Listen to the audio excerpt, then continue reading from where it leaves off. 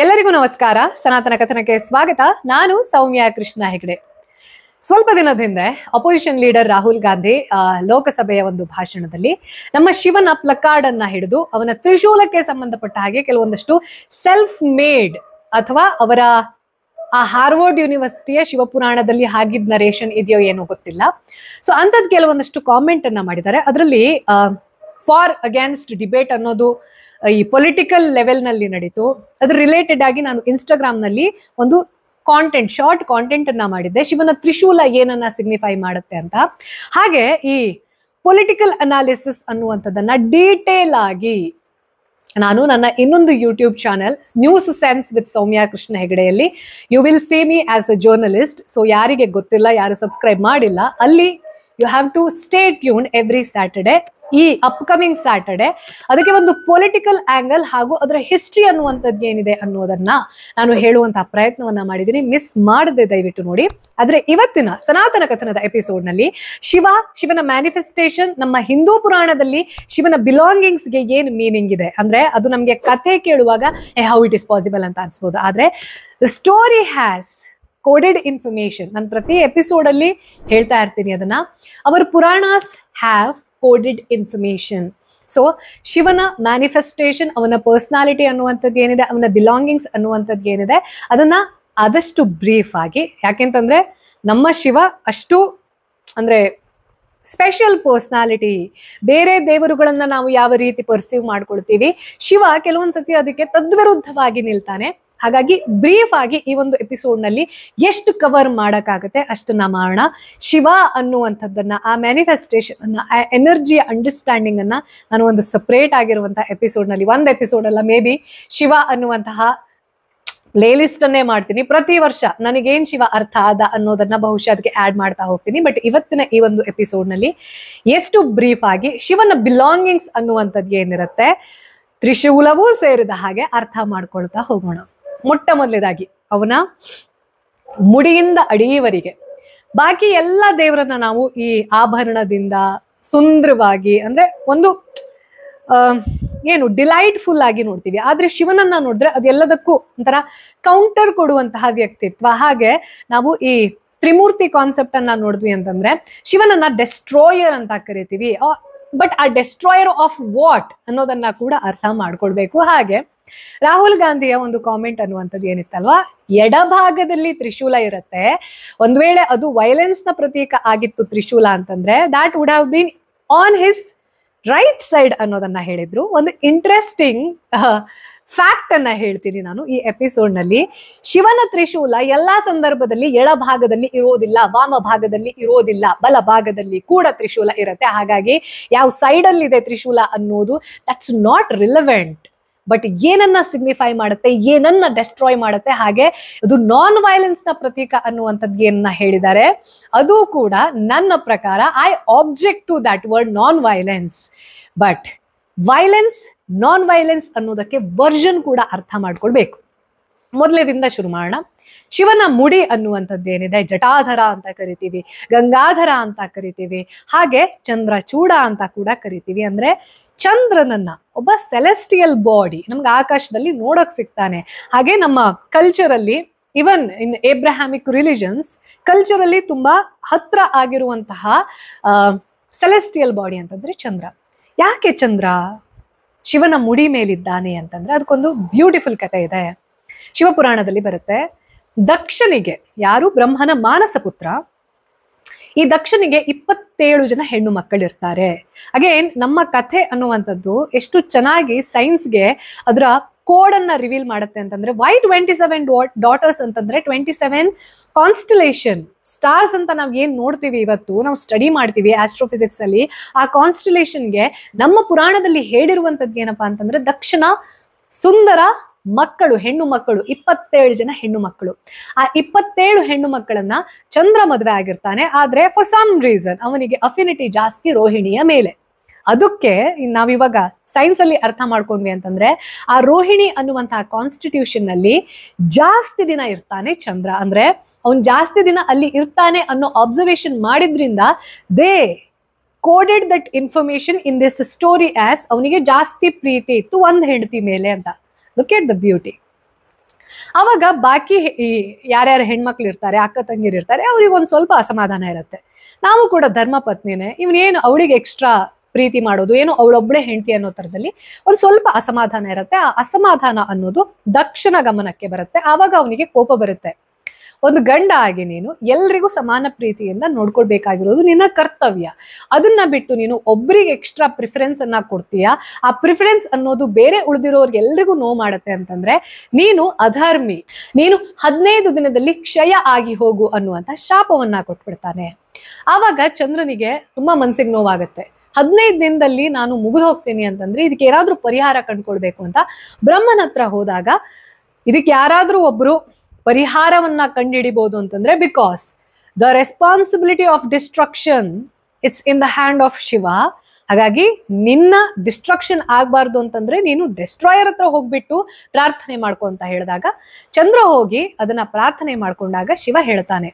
ಅಂದ್ರೆ because destroyer ಅಂದ ತಕ್ಷಣ ಸರ್ವನಾಶ ಮಾಡಿ ಮುಂದೇನು ಅಂತ ಆಲೋಚನೆ ಮಾಡೋದಲ್ಲ, ಒಂದು ಲಿಂಕ್ ಇರುತ್ತೆ. ಆ ಪ್ರಕೃತಿಯ ಸೃಷ್ಟಿಯ ನಿಯಮ ಅನ್ನುವಂಥದ್ದು ಏನಿರುತ್ತೆ, ಒಂದು ಕೊಂಡಿ ಕಟ್ಟಾಯ್ತು ಅಂತಂದ್ರೆ ನೆಕ್ಸ್ಟ್ ಡಿಸ್ಟರ್ಬೆನ್ಸ್ ಶುರುವಾಗುತ್ತೆ. ಇನ್ನು ಚಂದ್ರ ಅನ್ನುವಂಥದ್ದೇನಿದೆ, ಅವನ ರೆಸ್ಪಾನ್ಸಿಬಿಲಿಟಿ ಅನ್ನುವಂಥದ್ದು ಏನಿದೆ, ಈ ಸೋಲಾರ್ ಸಿಸ್ಟಮ್ ರಿಲೇಟೆಡ್ ಆಗಿ, ಭೂಮಿಗೆ ರಿಲೇಟೆಡ್ ಆಗಿ, ಎಸ್ಪೆಷಲಿ ಭೂಮಿಯಲ್ಲಿರುವಂತಹ ಟೈಡಲ್ ಫಾರ್ಮೇಶನ್ ಅನ್ನುವಂಥದ್ದು, ಇನ್ಕ್ಲೂಡಿಂಗ್ ಅವರ್ ಸೈಕಾಲಜಿ. ಅಮಾವಾಸ್ಯೆ ಬಂದಾಗ ಹುಚ್ಚು ಜಾಸ್ತಿ ಆಗುತ್ತೆ ಕೆಲವರಿಗೆ ಅಂತ ಹೇಳ್ತಾರಲ್ವಾ, ಸುಮ್ಮನೆ ತಮಾಷೆಗೆ ಹೇಳೋದಲ್ವಾ, it's directly link to our psychology also. ಹಾಗಾಗಿ ಈ ಒಂದು ಕೊಂಡಿ ಉಳಿಬೇಕು ಅಂತಂದ್ರೆ ಏನ್ ಮಾಡಬಹುದು? ದಕ್ಷ ಕೊಟ್ಟಿರುವಂತಹ ಶಾಪ ಅನ್ನುವಂಥದ್ದು ಕೂಡ ವ್ಯಾಲಿಡ್, ಯಾಕೆಂತಂದ್ರೆ ಅದು ತಪ್ಪು ಅವ್ನು ಮಾಡಿರೋದು. ಆದ್ರೆ ತಪ್ಪಿನ ಅರಿವಾಗಿ ಪಶ್ಚಾತ್ತಾಪ ಪಡ್ತಾ ಇರುವಾಗ, ಒಬ್ಬ ವ್ಯಕ್ತಿಗೆ ರೆಸ್ಪಾನ್ಸಿಬಿಲಿಟಿ ಇರುವಂತಹ ಜಾಬ್ ಇರುವಾಗ, ಪೊಸಿಷನ್ ಇರುವಾಗ, ಶಿವ ಏನ್ ಮಾಡ್ತಾನೆ ಅಂತಂದ್ರೆ, ನೀನು 15 ದಿನ ಕ್ಷಯ ಆಗಿ ಹೋದ ಹಾಗೆ ಉಳಿದ 15 ದಿನದಲ್ಲಿ ನೀನು ಹಂಗೆ ಉದಯಗೊಳ್ತೀಯ, ಪ್ರಕಾಶಮಾನವಾಗಿ ಬೆಳಗ್ತೀಯ ಅನ್ನುವಂಥದ್ದನ್ನ ಹೇಳ್ತಾನೆ. ಹಾಗೆ ಅವನಿಗೆ ಒಂದು ಅಭಯ ಹಸ್ತವನ್ನ ಕೊಡ್ತಾನೆ. ನೀನು ನನ್ನ ಮುಡಿಯಲ್ಲಿ ಇರು, ನಾನ್ ನಿನಗೆ ರಕ್ಷಣೆ ಕೊಡ್ತೀನಿ ಅಂತ ಶಿವ ಹೇಳ್ತಾನೆ. ಇದನ್ನ ನಾವು ನಮ್ಮ ಸೈಂಟಿಫಿಕ್ ಅಂಡರ್ಸ್ಟ್ಯಾಂಡಿಂಗ್ ಅಲ್ಲಿ ತಿಳ್ಕೊಂಡ್ವಿ ಅಂತಂದ್ರೆ 15 ದಿನ ಒಂದು ತಿಂಗಳಲ್ಲಿ ಚಂದ್ರನ ಮೂವ್ಮೆಂಟ್ ಅನ್ನುವಂಥದ್ದು ಏನಿರುತ್ತಲ್ವಾ, ಭೂಮಿಯನ್ನ ತಿರುಗೋಕೆ ಚಂದ್ರ ತೆಗೆದುಕೊಳ್ಳುವಂತಹ ಸಮಯ ಅನ್ನುವಂಥದ್ದು ಏನಿರುತ್ತೆ 28 ಡೇಸ್ ಅನ್ನೋದನ್ನ ಅಪ್ರಾಕ್ಸಿಮೇಷನ್ ಮಾಡಿ ನಾವು 30 ಡೇಸ್ ಅಂತ ಹೇಳ್ತೀವಿ. ಅದನ್ನ 15 ಡೇಸ್ ಕೃಷ್ಣ ಪಕ್ಷ ಶುಕ್ಲ ಪಕ್ಷ ಅನ್ನುವಂಥದ್ದನ್ನ ಏನ್ ಹೇಳ್ತೀವಿ, this is the coded information. ಇದು ಶಿವ ಯಾಕೆ ಚಂದ್ರನನ್ನ ಧರಿಸ್ತಾನೆ ಅನ್ನೋದಕ್ಕೆ ಒಂದು ಕಥೆ ಹಾಗೂ ಅದರ ಸಿಗ್ನಿಫಿಕೆನ್ಸ್. ಇನ್ನು ನೆಕ್ಸ್ಟ್, ಶಿವನ ಕತ್ತಲ್ಲಿ ಹಾವಿರುತ್ತೆ. ಬಹಳಷ್ಟು ಜನರಿಗೆ ಹಾವು ಅನ್ನುವಂಥದ್ದು, ಅದರ ಸಿಗ್ನಿಫಿಕೆನ್ಸ್ ಅನ್ನುವಂಥದ್ದು ಕೇವಲ ಒಂದು ಪ್ರಾಣಿಯಾಗಿ, ಒಂದು ರೆಪ್ಟೈಲ್ ಆಗಿ ನೋಡ್ತೀವಿ. But if you understand the animal kingdom properly, ಹಾವಿದೆ ಅಲ್ವಾ, ದ ಸರ್ಪೆಂಟ್ಸ್ ಅಂತ ಯಾರನ್ನ ಕರೀತಾರೆ, ರೆಪ್ಟೈಲ್ಸ್ ಅಂತ ಏನ್ ಕರೀತಾರೆ, especially snake, especially cobra, that's the most sensitive animal on the whole world. ಈ ಪ್ರಾಣಿ ಪ್ರಪಂಚದಲ್ಲಿ ಅದಕ್ಕೆ ಕಿವಿ ಇರದೇ ಇರಬಹುದು, ಆದ್ರೆ ನಾಲಿಗೆಯಿಂದ ಅದು ಸ್ಮೆಲ್ ಮಾಡುವಂಥದ್ದು ಏನಿರುತ್ತೆ, ಪರ್ಸೆಪ್ಷನ್ ತಗೊಳ್ಳುವಂಥದ್ದು ಏನಿರುತ್ತೆ ಅಲ್ವಾ, ಹಾವಿನಷ್ಟು ಸೂಕ್ಷ್ಮ ಜೀವಿ ಇನ್ನೊಬ್ರಿಲ್ಲ. ಆ ಕಾರಣದಿಂದ ಒಬ್ಬ ಯೋಗಿ ತನ್ನ ಕತ್ತಿನಲ್ಲಿ ಅದನ್ನ ಧರಿಸೋದ್ರ ಉದ್ದೇಶ ಏನು ಅಂತಂದ್ರೆ, ಈ ಪ್ರಕೃತಿಯ ಮೋಸ್ಟ್ ಸೆನ್ಸಿಟಿವ್ ವಿಚಾರ ಕೂಡ ನನಗೆ ತಿಳಿಬೇಕು. ಅದಕ್ಕೆ ಯಾರಾದ್ರೂ ಇಮಿಡಿಯೇಟ್ಲಿ ರಿಯಾಕ್ಟ್ ಮಾಡ್ತಾರೆ ಅಂತ ಸೆನ್ಸಿಟಿವ್ ವಿಚಾರಕ್ಕೆ ಅಂತಂದ್ರೆ ಅದು ಸರ್ಪ.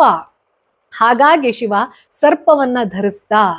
ಹಾಗೆ ಶಿವನನ್ನ ನಾವು ಆದಿಯೋಗಿ ಅಂತ ಕರಿತೀವಿ. ಹಾಗೆ ಆ ನಂತರದಲ್ಲಿ ಆ ಕಲ್ಚರಲ್ಲಿ ಬಂದಿರುವಂತಹ ಬಹಳಷ್ಟು ಮಂದಿ, ಇನ್ಕ್ಲೂಡಿಂಗ್ ಭಗವಾನ್ ಬುದ್ಧ, ಭಗವಾನ್ ಬುದ್ಧನಿಗೆ ತಪಸ್ಸು ಮಾಡುವಾಗ ನಾಗರ ಹಾವು ಶೆಲ್ಟರ್ ಅನ್ನ ಕೊಡ್ತಾ ಇತ್ತಂತೆ. ಅಂದ್ರೆ ಯಾವ ವ್ಯಕ್ತಿಯ ಸ್ಪಿರಿಚುವಲ್ ಗ್ರೋತ್ ಅನ್ನೋದು ಅಪ್ಲಿಫ್ಟ್ ಆಗ್ತಾ ಹೋಗುತ್ತೆ ಅಂಥದ್ದಕ್ಕೆ ನಾವು ಹಾವನ್ನ ಸವೀಕರಿಸಿ ಮಾತಾಡ್ತೀವಿ. ನಮ್ಮ ಕುಂಡಲಿನಿ ಕಾನ್ಸೆಪ್ಟ್ ಅನ್ನುವಂಥದ್ದು ಏನ್ ಬರುತ್ತೆ ಅಲ್ವಾ, ಅಲ್ಲೂ ಕೂಡ ನಮ್ಮ ಸ್ಪೈನಲ್ ಕಾರ್ಡ್ ಅನ್ನೋದು ಏನ್ ಬರುತ್ತೆ ಅದನ್ನ ಹಾವಿಗೆ ಸಮೀಕರಿಸಿ ಮಾತಾಡ್ತೀವಿ. ಹಾವು ಅನ್ನುವಂಥದ್ದು it's also a symbol of reproduction, prosperity.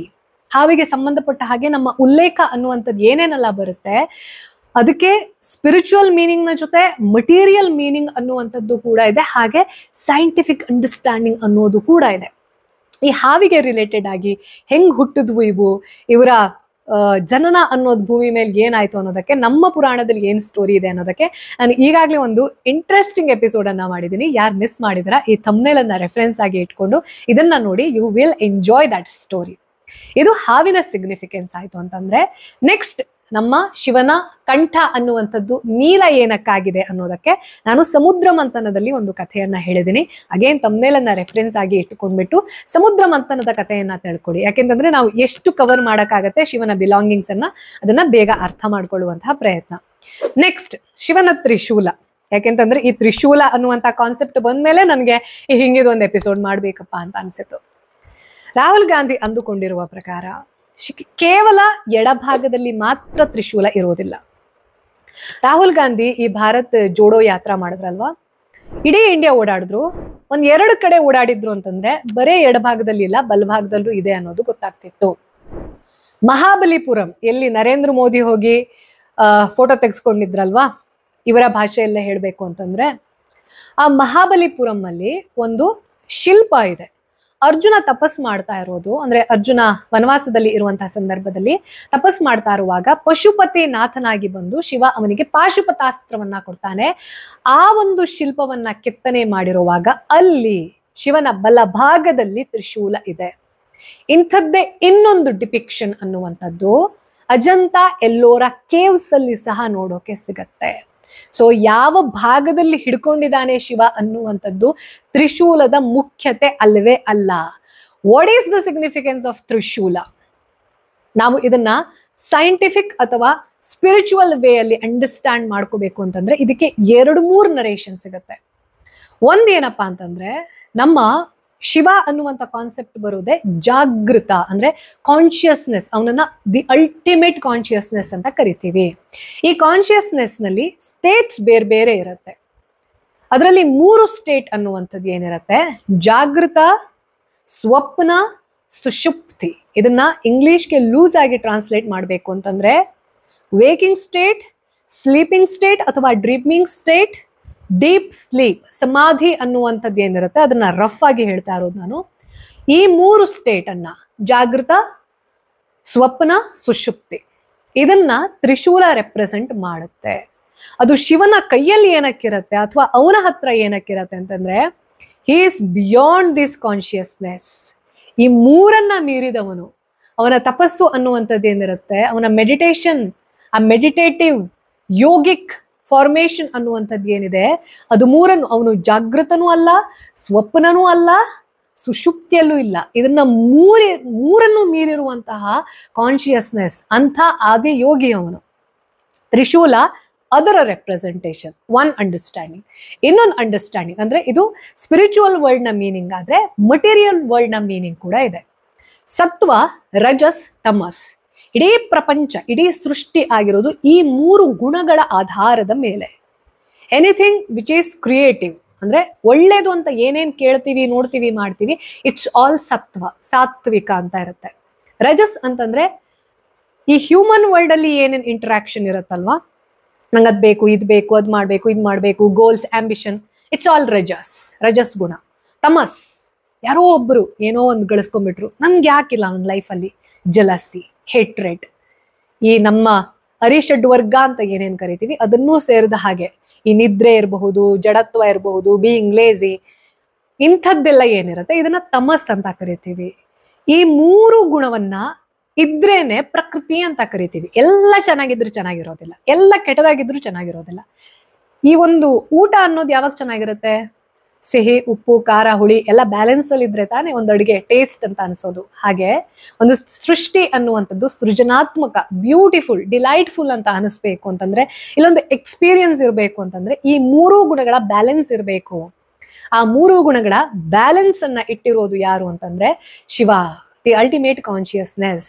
ಹಾಗಾಗಿ ಆ ತ್ರಿಶೂಲ ಮಟೀರಿಯಲ್ ವರ್ಲ್ಡ್ ನ ಲೆವೆಲ್ ಅಲ್ಲಿ ಈ ಮೀನಿಂಗ್ ಅನ್ನ ಹೇಳುತ್ತೆ.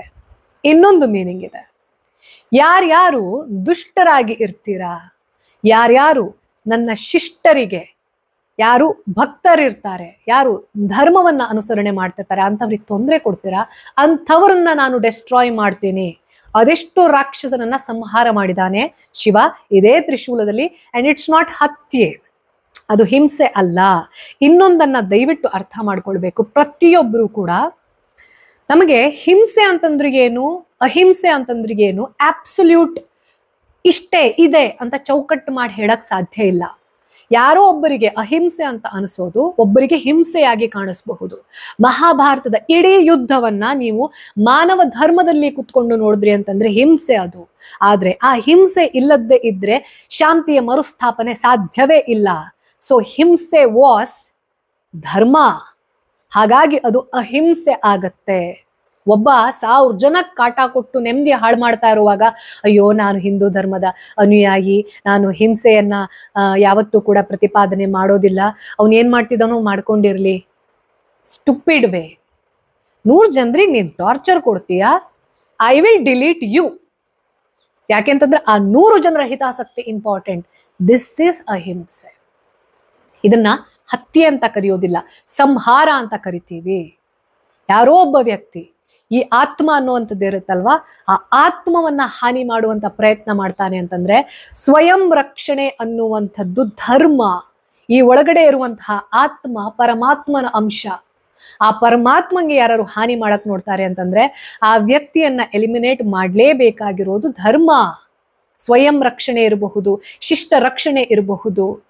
ಯಾರು ಧರ್ಮವನ್ನ ಪರಿಪಾಲನೆ ಮಾಡ್ತಿರ್ತಾರೆ, ಬರೇ ಪ್ರೀಚ್ ಮಾಡೋದಲ್ಲ. ಸೊ ಇದು ಏನು ರಾಹುಲ್ ಗಾಂಧಿ ಅಂದ್ರಲ್ಲ, it's a symbol of non violence. No, there is violence for dharma. ಯಾವ ರಾಕ್ಷಸರಿದ್ರು ಅವ್ರನ್ನ ಸಾಯಿಸ್ಲೇಬೇಕು, ಇಲ್ಲ ಅಂತಂದ್ರೆ ಅವರು ಇಡೀ ಪ್ರಪಂಚನ ಸಾಯಿಸ್ತಾರೆ. ಡಿಸ್ಟ್ರಕ್ಷನ್ ಅನ್ನೋದಕ್ಕೆ ಈ ಮೀನಿಂಗ್. ಡೆಸ್ಟ್ರಾಯರ್ ಅಂತ ಏನಕ್ಕೆ ಕರಿತೀವಿ, ಲಯಕರ್ತ ಅಂತ ಯಾಕೆ ಕರಿತೀವಿ? ಶಿಷ್ಟ ರಕ್ಷಣೆ ಅವನ ಧರ್ಮ, ಶಿವನ ಧರ್ಮ. ಇದು ನಿಜವಾದ ಮೀನಿಂಗ್ ತ್ರಿಶೂಲದ್ದು. ನೆಕ್ಸ್ಟ್, ನಂದಿ. ಶಿವ ಎಲ್ಲಿರ್ತಾನೋ ಅವನ ಮುಖ ನೋಡ್ಕೊಂಡು ನಮ್ಮ ನಂದಿ ಕೂತಿರ್ತಾನೆ. ಈ ನಂದಿದು ಒಂದು ಸಪ್ರೇಟ್ ಕಥೆಯನ್ನ ಹೇಳ್ತೀನಿ. ಹಾಗೆ ನಂದಿ ನನ್ನ one of the role models, ನನ್ನ ಜೀವನದಲ್ಲಿ ತುಂಬಾ ಕಡಿಮೆ ರೋಲ್ ಮಾಡೆಲ್ಸ್ ಹಿಂಗಿರ್ಬೇಕು ಅನ್ನೋದಕ್ಕೆ ಇದ್ದಾರೆ ಅಂತ ನಾನು ಯಾವಾಗ್ಲೂ ಹೇಳ್ತೀನಿ. ಹೆಂಗಿರಬಾರ್ದು ಅನ್ನೋದಕ್ಕೆ ತುಂಬಾ ಜನ ರೋಲ್ ಮಾಡೆಲ್ಸ್ ಇದ್ದಾರೆ ನನಗೆ. ಬಟ್ ನಂದಿಯನ್ನ ಇದ್ದೆ ಅಲ್ವಾ ನೀವು, ಅದು ಎಲ್ಲಾ ವೇಯಲ್ಲಿ, ಸ್ಪಿರಿಚುವಲ್ ವೇಯಲ್ಲಿ ಇರಬಹುದು, ಒಬ್ಬ ಹ್ಯೂಮನ್ ಆಗಿ ನೋಡಿದ್ರು ಕೂಡ Nandi is the best role model ನನ್ನ ಪ್ರಕಾರ. ಯಾಕೆ ಅನ್ನೋದನ್ನ ಒಂದು ಸಪ್ರೇಟ್ ಎಪಿಸೋಡ್ ನಲ್ಲಿ ಹೇಳ್ತೀನಿ. ಬಟ್ ನಂದಿ, ಯಾಕೆ ನಂದಿ ಅನ್ನುವಂಥದ್ದೇ ವಾಹನ ಅಂತಂದ್ರೆ ನಂದಿಯ ಕಂಪ್ಲೀಟ್ ಸರೆಂಡ್ರೆನ್ಸ್. ಅವನು ತಪಸ್ಸು ಮಾಡಿ ಶಿವಲೋಕವನ್ನ ಸೇರುವಂತಹ ಒಬ್ಬ ಮಹಾನ್ ಭಕ್ತ. ಆ ಕಾರಣದಿಂದ ಶಿವ ಎಲ್ಲೆಲ್ಲಿರ್ತಾನೋ ನಂದಿ ಅಲ್ಲಿರ್ತಾನೆ. ಅಂದ್ರೆ ಪಾರ್ವತಿಗೆ ಎಷ್ಟು ಮಹತ್ವ ಇದೆಯೋ ಅದಕ್ಕಿಂತ ಒಂದು ಲೆವೆಲ್ ಜಾಸ್ತಿ. ಶಿವನನ್ನ ನಾವು ಒಂದು ಲಿಂಗ ಪ್ರತಿಷ್ಠಾಪನೆ ಅಂತಂದ್ರೆ ಅಲ್ಲಿ ನಂದಿ ಇರ್ಲೇಬೇಕು. ಅಂದ್ರೆ ಅವರಿಬ್ರು ಕೂಡ he is almost equivalent to Shiva ಪಾರ್ವತಿಯ ಸಂಬಂಧದ ತರ. ಅಂದ್ರೆ ಅವ್ರನ್ನ ಸಪರೇಟ್ ಮಾಡಕ್ ಸಾಧ್ಯ ಇಲ್ಲ. ಶಿವಶಕ್ತಿಯನ್ನ ಸಪರೇಟ್ ಮಾಡಿ ಮಾತಾಡೋದ್ರಲ್ಲಿ ಅರ್ಥನೇ ಇಲ್ಲ. ಹಾಗೆ ಶಿವ ಮತ್ತೆ ನಂದಿಯನ್ನ ಸಪರೇಟ್ ಮಾಡಿ ಮಾತಾಡೋದ್ರಲ್ಲಿ, ಅವರಿಬ್ಬರ ಅಸ್ತಿತ್ವವನ್ನ ನೋಡೋದ್ರಲ್ಲಿ ದರ್ ಇಸ್ ನೋ ಮೀನಿಂಗ್. ಅಲ್ಲಿ ಒಬ್ಬ ಭಕ್ತ ಹಾಗೂ ಒಂದು ದೇವರಿನ ಪ್ಯೂರೆಸ್ಟ್ ಫಾರ್ಮ್ ಆಫ್ ಭಕ್ತಿ, ಪ್ರೀತಿ ಏನ್ ಕರಿತಿರೋ ಅದು. ಶಿವ ಪಾರ್ವತಿಯದ್ದು ಒಂದೇ ಜೀವ, ಒಂದೇ ಪ್ರಾಣ, ಒಂದೇ ಎನರ್ಜಿ ಅನ್ನುವಂಥದ್ದಾದ್ರೆ ಇಲ್ಲಿ ಇನ್ನೊಂದು ಆಡ್ ಆಗುತ್ತೆ, ಒಬ್ಬ ಭಕ್ತ ಹಾಗೂ ಅವನ ದೇವ. ಆ ದೇವನಿಗೆ ಇರುವಂತಹ ಕಂಪ್ಲೀಟ್ ಸರೆಂಡ್ರೆನ್ಸ್, ಅದರ complete acceptance as a god. This is the beauty. ಇದು ನಂದಿ, ಇದು ನಂದಿಯ ಸಿಗ್ನಿಫಿಕೆನ್ಸ್. ಜೀವನದಲ್ಲಿ ದೇವರಿಗೆ ನೀವು ಹೆಂಗ್ ಸರೆಂಡರ್ ಆಗ್ಬೇಕು, ನಂದಿಯ ಹಾಗೆ ಸರೆಂಡರ್ ಆಗ್ಬೇಕು. ನೆಕ್ಸ್ಟ್, ಈ ಡಮರುಗ ರುದ್ರಾಕ್ಷ ಅನ್ನುವಂಥದ್ದೇನಿದೆ, ಡಮರುಗ ಅನ್ನುವಂಥದ್ದೇನಿದೆ ಅಲ್ವಾ, ದೇವ ಭಾಷೆ ಸಂಸ್ಕೃತ ಅನ್ನುವಂಥದ್ದು ಹುಟ್ಟಿದ್ದೆ ಡಮರುಗದಿಂದ. ನೆಕ್ಸ್ಟ್, ರುದ್ರಾಕ್ಷಕ್ಕೆ ಸಂಬಂಧಪಟ್ಟ ಹಾಗೆ ಒಂದು ಡೀಟೇಲ್ ಎಪಿಸೋಡ್ ಅನ್ನ ಈಗಾಗಲೇ ಮಾಡಿದ್ದೀನಿ. ಯಾರು ನೋಡಿಲ್ಲ ದಯವಿಟ್ಟು ನೋಡಿ. ಬ್ರೀಫ್ ಆಗಿ ಹೇಳ್ತೀನಿ. ಶಿವನಿಗೆ ಅದೆಷ್ಟೋ ಕಾಲಗಳ ನಂತರ ಅವನ ಮೆಡಿಟೇಟಿವ್ ಸ್ಟೇಟ್ ಅನ್ನುವಂಥದ್ದು ಏನಿರುತ್ತೆ ಅದರಿಂದ ಹೊರಗಡೆ ಬಂದಾಗ ಒಂದು ಪರಮಾನಂದ ಅನ್ನೋದು ಉಂಟಾಗುತ್ತೆ. ನೀವು ಮೆಡಿಟೇಷನ್ ಅನ್ನೋದನ್ನ ಒಂದು ಕಂಪಲ್ಷನ್ ಅಲ್ಲದೆ ಪ್ರಾಕ್ಟೀಸ್ ಮಾಡಿದ್ರಿ ಅಂತಂದ್ರೆ ಮೆಡಿಟೇಷನ್ ಅನ್ನೋದು ಒಂದು ಜಾಯ್ಫುಲ್ ಎಕ್ಸ್ಪೀರಿಯನ್ಸ್ ಆಗ್ತಾ ಆಗ್ತಾ ಬರುತ್ತೆ. ನಿಮ್ಗೆ ಹೇಳಕ್ ಆಗದ್ದೇ ಇರುವಂತಹ ಒಂದು ಖುಷಿ ಶುರುವಾಗತ್ತೆ. ಆ ಖುಷಿ ದುಃಖ ಇದೆರಡಕ್ಕೂ ಹ್ಯೂಮನ್ ಎಕ್ಸ್ಪ್ರೆಷನ್ ಏನು ಅಂತಂದ್ರೆ ಅಳು, ಕಣ್ಣೀರು. ಅಂದ್ರೆ ಇನ್ಕ್ಲೂಡಿಂಗ್ ಸ್ಪಿರಿಚುವಲ್ ಮೀನಿಂಗ್. ಅತ್ರು ಅಂದ ತಕ್ಷಣ ಅವ್ರು ಖುಷಿಯಿಂದನೇ ಅತ್ರು, ದುಃಖದಿಂದ ಅತ್ರು, ನೋವಿಂದನೇ ಅತ್ರು. ಇದು ಹ್ಯೂಮನ್ ಅಂಡರ್ಸ್ಟ್ಯಾಂಡಿಂಗ್. ಕೆಲವೊಂದ್ಸತಿ ಇದ್ಯಾವುದನ್ನು ನಾವು ಅರ್ಥ ಮಾಡ್ಕೊಳಕ್ ಸಾಧ್ಯ ಇಲ್ಲ, ಬಟ್ ಇದೆಲ್ಲವನ್ನ ಮೀರಿರುವಂತ ಎಕ್ಸ್ಪ್ರೆಷನ್ ಅನ್ನುವಂಥದ್ದಿರತ್ತೆ. ಅದು ನನ್ನ ಕಣ್ಣೀರಾಗಿ ಹೊರಗೆ ಬರುತ್ತೆ. ಶಿವನಿಗೂ ಕೂಡ ಅದೇ ಆಗತ್ತೆ. ಆ ಕಣ್ಣೀರಿದೆ ಅಲ್ವಾ, ಆ ಮೆಡಿಟೇಟಿವ್ ಸ್ಟೇಟ್ ಇಂದ ಹೊರಗಡೆ ಬಂದು ಅವನಿಗೆ ಆಗಿರುವಂತಹ ಖುಷಿಯನ್ನ ಎಕ್ಸ್ಪ್ಲೇನ್ ಮಾಡಕ್ಕಾಗದೆ ಅವನ ದೇಹ ಅನ್ನುವಂಥದ್ದು ರಿಯಾಕ್ಟ್ ಮಾಡಿದ್ದು ಕಣ್ಣೀರಿನ ಮೂಲಕ. ಅದು ರುದ್ರಾಕ್ಷವಾಗಿ ಹುಟ್ಟಿತು ಅನ್ನುವಂತಹ ಕತೆ. ಡೀಟೇಲ್ ಆಗಿ ನೀವು ರುದ್ರಾಕ್ಷಕ್ಕೆ ಸಂಬಂಧಪಟ್ಟ ಹಾಗೆ ಈ ಥಂಬ್ನೇಲ್ ಅನ್ನ ರೆಫರೆನ್ಸ್ ಅಲ್ಲಿ ಇಟ್ಕೊಂಡು ಈ ಕಥೆಯನ್ನ ಕೇಳಿ. ಇದು ಶಿವನ ರುದ್ರಾಕ್ಷದ ಪ್ರತೀಕ. ಇನ್ನು ಶಿವನ ಭಸ್ಮಾಂಬರ, ಚರ್ಮಾಂಬರ ಅನ್ನುವಂಥದ್ದು ಏನಿದೆ, ನನಗೂ ಕೂಡ ಬಹಳಷ್ಟು ವಿಚಿತ್ರ. ಏನ್ ಈ ಮನುಷ್ಯ ಮೈ ತುಂಬಾ ಬೂದಿ ಬಳ್ಕೊಂಡಿರ್ತಾನೆ? ಇದಕ್ಕೆ ಒಂದು ಸೈಂಟಿಫಿಕ್ ರೀಸನಿಂಗ್ ನ ಜೊತೆಗೆ ಒಂದು ಸ್ಪಿರಿಚುವಲ್ ಮೀನಿಂಗ್. ಸೈನ್ಸ್ ಅಲ್ಲಿ ನೀವು ಕರೆಕ್ಟ್ ಆಗಿ ಈ ಬೂದಿ ಅದರ ಕಾಂಪೋಸಿಷನ್ ಎಲ್ಲ ಅರ್ಥ ಮಾಡ್ಕೊಂಡ್ರಿ ಅಂತಂದ್ರೆ ಇವತ್ತಿಗೂ ಕೂಡ ಎಷ್ಟೋ ಕಡೆ ಇದನ್ನ ಔಷಧಿಯ ರೂಪದಲ್ಲಿ ಬಳಸ್ತಾರೆ. ಅಂದ್ರೆ ಒಂದು ಗಾಯ ಆಗಿದೆ, ಒಂದು ಸೆಪ್ಟಿಕ್ ಆಗಿದೆ ಅಂತಂದ್ರೆ ಅದಕ್ಕೆ ಆಂಟಿಸೆಪ್ಟಿಕ್ ಪ್ರಾಪರ್ಟಿ ಅನ್ನುವಂಥದ್ದು ಬೂದಿಯಲ್ಲಿ ಇದೆ.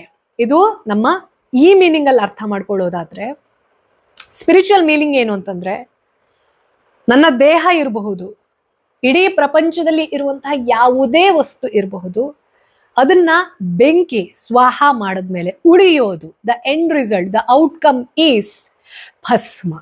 ಅಂದ್ರೆ ನೀನ್ ಯಾರೇ ಆಗಿರು, ನಿನ್ನ ಶ್ರೇಷ್ಠತೆ ಏನೇ ಆಗಿರ್ಲಿ, ನಿನ್ ಮಹಾನ್ ಪಂಡಿತ ಆಗಿರು, ನಿನ್ ಮಹಾನ್ ಲಕ್ಷ್ಮೀ ಪುತ್ರ ಆಗಿರು, ಎಷ್ಟೇ ಕೋಟಿ ರೂಪಾಯಿ ಮಾಡಿರು, ಏನೇ ಆಗಿರು, ಲಾಸ್ಟ್ಗೆ ನೀನು ಬೆಂಕಿ ಒಳಗಡೆ ಹೋದೆ ಅಂತಂದ್ರೆ ಉಳಿಯೋದು ಭಸ್ಮ ಮಾತ್ರ. ಅಂದ್ರೆ ನಮ್ಮೆಲ್ಲರ ಸತ್ಯ ಭಸ್ಮ. ಹಾಗಾಗಿ ಶಿವ ಅದನ್ನ ಎಲ್ರಿಗೂ ಹೇಳ್ಬೇಕು. ಯಾರ್ಯಾರಿಗೆ ಈಗೋ ಇದೆ, ನಾನು ಮತ್ತೊಂದು ಮರ್ದೊಂದು, ನಿನ್ನ ಸತ್ಯ ಇಷ್ಟೇ, ನಿನ್ನ ಎಂಡ್ ರಿಸಲ್ಟ್ ಇಷ್ಟೇ, ನೀನ್ ಆಗೋದು ಭಸ್ಮಾನೇ. ಇದನ್ನ ಹೇಳೋಕೋಸ್ಕರ, ಅದರದ್ದು ಒಂದು ಮ್ಯಾನಿಫೆಸ್ಟೇಷನ್ ಅನ್ನ ತೋರಿಸೋ ಸಲುವಾಗಿ ಮೈ ತುಂಬಾ ಬಳ್ಕೊಂಡಿರ್ತಾನೆ. ಅಂದ್ರೆ ಇದೇ ಸತ್ಯ, ಇಷ್ಟೇ ಸತ್ಯ ಅಂತ ಹೇಳುವ ಸಲುವಾಗಿ ಅವನ ಮ್ಯಾನಿಫೆಸ್ಟೇಷನ್ ಇರೋದೇ ಭಸ್ಮ. ನೆಕ್ಸ್ಟ್ ಚರ್ಮಾಂಬರ. ಹಾಗೆ ನಾವು ಯೂಶುವಲ್ ನೋಡಿದ್ವಿ ಅಂತಂದ್ರೆ ಹುಲಿ ಚರ್ಮದ ಮೇಲೆ ಶಿವ ಕೂತಿರೋದು. ಒಂದ್ಸತಿ ಶಿವ ಈ ಕಥೆಯನ್ನ ಹೇಳ್ತಾ ಇರೋದು ನಾನು, ಹ್ಯೂಮನ್ ಫಾರ್ಮ್ ಅಲ್ಲಿ ಇಡೀ ಬ್ರಹ್ಮಾಂಡವನ್ನ ಓಡಾಡ್ತಾ ಇರುವಾಗ ಶಿವ ಬೈರಾಗಿ ಅವನಿಗೆ, ಅಂದ್ರೆ ತಾನು ಹೆಂಗ್ ಕಾಣಿಸ್ತೀನಿ, ತನ್ನ ಬಟ್ಟೆ ಇದೆಯಾ ಇಲ್ವಾ, ಬೇರೆಯವ್ರು ಏನ್ ತಿಳ್ಕೊಳ್ತಾರೆ, is in a meditative state.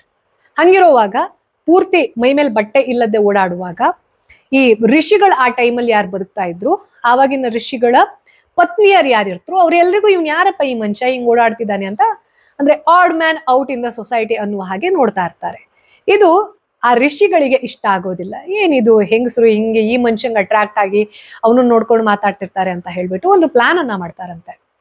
ಈ ವ್ಯಕ್ತಿಯನ್ನ ಖೆಡ್ಡಾಗೆ ಬೀಳಿಸ್ಬೇಕು ಅನ್ನೋ ಕಾರಣಕ್ಕೋಸ್ಕರ ಒಂದು ಗುಂಡಿ ತೋಡಿ ಆ ಗುಂಡಿಯ ಒಳಗಡೆ ತಮ್ಮೆಲ್ಲರ ಶಕ್ತಿಯನ್ನ ಕ್ರೋಢೀಕರಿಸಿ ಅತ್ಯಂತ ಕ್ರೂರವಾಗಿರುವಂತಹ ಒಂದು ಹುಲಿಯನ್ನ ಅದ್ರೊಳಗಡೆ ಟ್ರ್ಯಾಪ್ ಮಾಡಿ ಇಡ್ತಾರೆ. ಅಂದ್ರೆ ಶಿವ ಅದ್ರೊಳಗಡೆ ಬೀಳ್ಬೇಕು, ಅವನ ಅದಕ್ಕೆ ಆಹಾರ ಆಗ್ಬೇಕು. ಶಿವನ ಅಸಲಿಯತ್ತು, ಆ ವ್ಯಕ್ತಿ ಯಾರು, ಓಡಾಡ್ತಾ ಇರೋನು ಅನ್ನೋದು ಈ ಋಷಿಗಳಿಗೆ ಗೊತ್ತಿರೋದಿಲ್ಲ.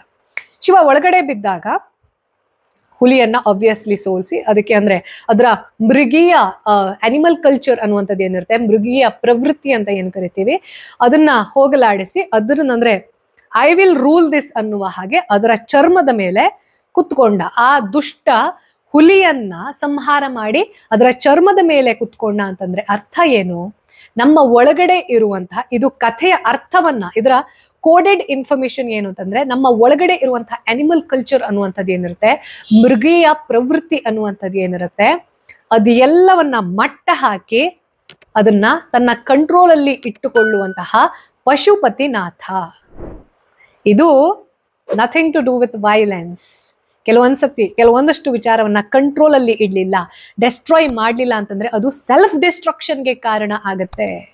ನೀವು ಒಂದು ಪಾಥನ್ನ, ಒಂದು ಧರ್ಮ ಅನ್ನೋದನ್ನ ಪರಿಪಾಲನೆ ಮಾಡ್ತಾ ಆಗಿರುವಾಗ ಕೆಲವೊಂದಷ್ಟು ವಿಚಾರದಲ್ಲಿ ನಿಮ್ಗೆ ಕಂಟ್ರೋಲ್ ಇರಬೇಕು, ಇನ್ಕ್ಲೂಡಿಂಗ್ ಸೆನ್ಸಸ್ ಕಂಟ್ರೋಲ್, ಇಂದ್ರಿಯ ನಿಗ್ರಹ ಅನ್ನುವಂಥದ್ದು, ಬ್ರಹ್ಮಚರ್ಯ ಅನ್ನುವಂಥದ್ದು, ನೀವೇನ್ ನಿಮ್ಮ ಪಾತ್ ಏನು ಅನ್ನೋದು, there is no compulsion. Hindu ಧರ್ಮದ ಬ್ಯೂಟಿನೇ ಏನು ಅಂತಂದ್ರೆ, ನೀವು ಯಾವುದೇ ಪಾತನ್ನ ಚೂಸ್ ಮಾಡಿ, but every path should lead to dharma. ಅದನ್ನೇ ನಾವು ದೇವರು ಅಂತ ಕರೆಯೋದು. ಶಿವ ಅದು ಎಲ್ಲದರ ಮ್ಯಾನಿಫೆಸ್ಟೇಷನ್. ಎಲ್ಲವನ್ನ ತ್ಯಾಗ ಮಾಡಬಲ್ಲೆ ಅನ್ನುವಷ್ಟರ ಮಟ್ಟಿಗೆ ಬೈರಾಗಿ, ಎಲ್ಲ ನಿರಾಕಾರ, ಎಲ್ಲವೂ ನಶ್ವರ ಅನ್ನುವಷ್ಟರ ಮಟ್ಟಿಗೆ ಬೈರಾಗಿ. The manifestation of the ultimate detachment is Shiva. ಹಾಗೆ ಅದೇ ಶಿವ ಯಾವಾಗ ಅವನ ಚಂದ್ರಶೇಖರ ಅನ್ನುವಂಥ ಮ್ಯಾನಿಫೆಸ್ಟೇಷನ್ ಬರುತ್ತೆ, ಇಡೀ ಪೂರ್ತಿ ಸೌಂದರ್ಯಕ್ಕೆ ಇನ್ನೊಂದು ಹೆಸರೇ ಚಂದ್ರಶೇಖರ. ಯಾವಾಗ ಮದುವೆಯ ಸಂದರ್ಭದಲ್ಲಿ ಪಾರ್ವತಿಯನ್ನ ಮದುವೆ ಆಗಕ್ಕೆ ಶಿವ ಬರ್ತಾನೆ, ಅವನಷ್ಟು ಸುಂದರ ಇನ್ನೊಬ್ರಿಲ್ಲ. ಹಾಗೆ ಅಂದ್ರೆ he's a manifestation of contrast. ಬ್ಯೂಟಿನೂ ಅವನೇ, ಕಂಪ್ಲೀಟ್ ಡಿಟ್ಯಾಚ್ಮೆಂಟು ಅವನೇ. ಇದ್ಯಾವುದು ಆಭರಣ ಬೇಡ, ಏನು ಬೇಡ ನನಗೆ, ಸತ್ಯ ಏನು, ಪರಮ ಸತ್ಯ ಏನು, ಅದರ ಮ್ಯಾನಿಫೆಸ್ಟೇಷನ್ ನಾನು ಅಂತ ಹೇಳೋನು ಶಿವ. ಸೊ ಶಿವ ಅವನ ಬಿಲಾಂಗಿಂಗ್ಸ್ ಅನ್ನುವಂಥದ್ದು ಏನಿದೆ, ಪ್ರತಿಯೊಂದಕ್ಕೂ ಡೀಪ್ ಸ್ಪಿರಿಚುವಲ್ ಮೀನಿಂಗ್ ಇದೆ. ಆ ಡೀಪ್ ಸ್ಪಿರಿಚುವಲ್ ಮೀನಿಂಗ್ ಎಲ್ರಿಗೂ ಅರ್ಥ ಆಗಲ್ಲ ಅನ್ನೋ ಕಾರಣಕ್ಕೋಸ್ಕರ ಪುರಾಣಗಳ ಕಥೆಯಲ್ಲಿ ನಮಗೆ ಇಂಟ್ರೆಸ್ಟಿಂಗ್ ಮಾಡಬೇಕು ಅನ್ನೋ ಕಾರಣಕ್ಕೋಸ್ಕರ ಕೆಲವೊಂದಷ್ಟು ಅನ್ರಿಯಲಿಸ್ಟಿಕ್ ಅಂತ ಅನಿಸ್ಬಹುದು. ಬಟ್ ನಮ್ಮ human mind is prone to fantasy. ನನ್ನ ನಾರ್ಮಲ್ ಲೈಫಿಂದ ಏನಾದರೂ ಇಂಟ್ರೆಸ್ಟಿಂಗ್ ಅಂದರೆ ಲಾರ್ಜರ್ ದ್ಯಾನ್ ಲೈಫ್ ಅನ್ನೋದು ನಮ್ಮ ತಲೆಯಲ್ಲಿ ಇರುತ್ತೆ, ನಮ್ಮ ಕಣ್ಣು ಮುಂದೆ ಕಟ್ಟದ ಹಾಗಿರುತ್ತೆ. That is the whole intention in storytelling. So ಪುರಾಣದಲ್ಲಿ ಇರುವಂತಹ ಇನ್ಫಾರ್ಮೇಶನ್ ಬರೇ ಸ್ಟೋರಿ ಅಲ್ಲ, ಅದರಲ್ಲಿ ಏನಿದೆ, ನಾನು ಏನು ಡಿಕೋಡ್ ಮಾಡಬೇಕು ಅನ್ನೋದನ್ನ ಕೂಡ ನಾವು ಅರ್ಥ ಮಾಡ್ಕೊಳ್ಬೇಕು. ಹಂಗೆ ಅರ್ಥ ಮಾಡ್ಕೊಂಡ್ರೆ ಮಾತ್ರ ಹಿಂಗಿದ್ದು ಸೆಲ್ಫ್ ವರ್ಷನ್ಸ್ ಇರತ್ತಲ್ವಾ, ನಾನ್ ವೈಲೆನ್ಸ್ ಅಂತಂದ್ರೆ ಇದು, ಅಭಯ ಮುದ್ರೆ ಅಂತಂದ್ರೆ ಅದು ಕಾಂಗ್ರೆಸ್ನ ಮುದ್ರೆ ಅನ್ನುವಂಥದ್ದು. That's fine, your self narration ನಿಮ್ಮ ಪರ್ಸನಲ್ ಲೆವೆಲ್ ಅಲ್ಲಿ ಓಕೆ. ಬಟ್ ನೀವೊಬ್ಬ ಜನನಾಯಕ ಆಗಿ ಒಂದು ಮಾಸನ್ನ, ಒಂದು ದೇಶವನ್ನ ಉದ್ದೇಶಿಸಿ ಮಾತನಾಡ್ತಾ ಇರ್ಬೇಕಿದ್ರೆ ನಿಮಗೆ ಅದರ ಫ್ಯಾಕ್ಟ್ಸ್ ಗೊತ್ತಿರಬೇಕು. ನನ್ನ ಒಂದು ಮಾತುಕತೆ, ನನ್ನ ಒಂದು ಎಕ್ಸ್ಪ್ಲನೇಷನ್ ಅನ್ನುವಂಥದ್ದು ಎಷ್ಟು ಜನರಿಗೆ ಏನ್ ರೀಚ್ ಮಾಡಿಸಬಹುದು. ಇನ್ಫ್ಲೂಯೆನ್ಸ್ ಮಾಡೋದು ನಮ್ಮ ಉದ್ದೇಶ ಆಗಬಾರ್ದು, ಇನ್ಸ್ಪೈರ್ ಮಾಡಬೇಕು. ನಾನು ಯಾರನ್ನೇ ಕೇಳಿಸ್ಕೊಂಡ್ರು, ಏನೇ ಮಾಡಿದ್ರು ಕೂಡ ಆ ಇನ್ಸ್ಪಿರೇಷನ್ ಎಲಿಮೆಂಟ್ ಮಾತ್ರ ನಮ್ಮ ಒಳಗಡೆ ಹೋಗ್ಬೇಕು. ಅದನ್ನ ಹೊರತಾಗಿ ಈ ಇನ್ಫ್ಲೂಯೆನ್ಸ್ ಮಾಡೋದು, ಮ್ಯಾನಿಪುಲೇಟ್ ಮಾಡೋದು ಇಂಥದ್ದೆಲ್ಲ ಇರುತ್ತೆ ಅಲ್ವಾ, ನಾವು ಅದನ್ನ ಮಾಡಕ್ಕೂ ಹೋಗ್ಬಾರ್ದು. ಯಾರಾದ್ರೂ ಮಾಡಿದ್ರು ಕೂಡ ಅದಕ್ಕೆ ನಾವು ಪ್ರೇ ಆಗ್ಬಾರ್ದು. ಮೋಸ ಆಗೋರು ಆಗದ್ ಬೇಡ, ನಾವು ಮೋಸ ಹೋಗೋರು ಆಗದ್ದೇ ಬೇಡ. Let's get back to our roots. ಏನು ಹೇಳುತ್ತೆ ಇವತ್ತಿನ ಪ್ರಾಕ್ಟಿಕಲ್ ಲೈಫಲ್ಲಿ ನಾನು ಇದನ್ನ ಹೆಂಗೆ ಅರ್ಥ ಮಾಡ್ಕೊಳ್ಬಹುದು, ಸೈಂಟಿಫಿಕ್ ರೀಸನಿಂಗ್ ಅಲ್ಲಿ ಎಷ್ಟರ ಮಟ್ಟಿಗೆ ಇದನ್ನ ಅರ್ಥ ಮಾಡ್ಕೊಳ್ಳೋದು. ಎಲ್ಲದನ್ನ ಫಾರ್ಮುಲಾದಲ್ಲಿ ಹೇಳೋಕ್ ಸಾಧ್ಯ ಇಲ್ಲ. There is something called experience which can not be formulated. ಅದನ್ನ ಎಕ್ಸ್ಪೀರಿಯನ್ಸ್ ಆಗಿ ತಗೊಳ್ಬೇಕು. ಬಟ್ ಅದನ್ನ ಎಕ್ಸ್ಪೀರಿಯನ್ಸ್, ಇದು ನಂದು ಅಂತ, ಇದು ನನ್ನ ಪರ್ಸನಲೈಸ್ಡ್ ಒಪಿನಿಯನ್ ಅಂತ ಕೂಡ ಅದಕ್ಕೆ ಒಂದು ಟ್ಯಾಗ್ ಕೊಟ್ಟು, ಡಿಸ್ಕ್ಲೇಮರ್ ಕೊಟ್ಟು, ಹೈಲೈಟ್ ಮಾಡಿ ಹೇಳಬೇಕು. ಅಂದ್ರೆ ಅರ್ಥ ಇದು ನನ್ನ ಸತ್ಯ, ನಿಮ್ಮ ಸತ್ಯ ನಿಮಗೆ ಬೇರೆ ಇರಬಹುದು. ಇಷ್ಟರ ಮಟ್ಟಿಗೆ ನಮ್ಮಲ್ಲಿ ಎಕ್ಸೆಪ್ಟೆನ್ಸ್ ಇರಬೇಕು, ಟಾಲರೆನ್ಸ್ ಇರಬೇಕು, ಹಾಗೆ ಅಂಡರ್ಸ್ಟ್ಯಾಂಡಿಂಗ್ ಕೂಡ ಇರಬೇಕು. ಇದು ಈ ವಾರದ ಸನಾತನ ಕಥನ. ಮತ್ತೆ ನಿಮ್ಮ ಭೇಟಿ ಬರುವ ಭಾನುವಾರ ರಾತ್ರಿ ಶಾರ್ಪ್ 9 o'clock. ಲೋಕ ಸಮಸ್ತ ಸುಖಿನೋ ಭವಂತು.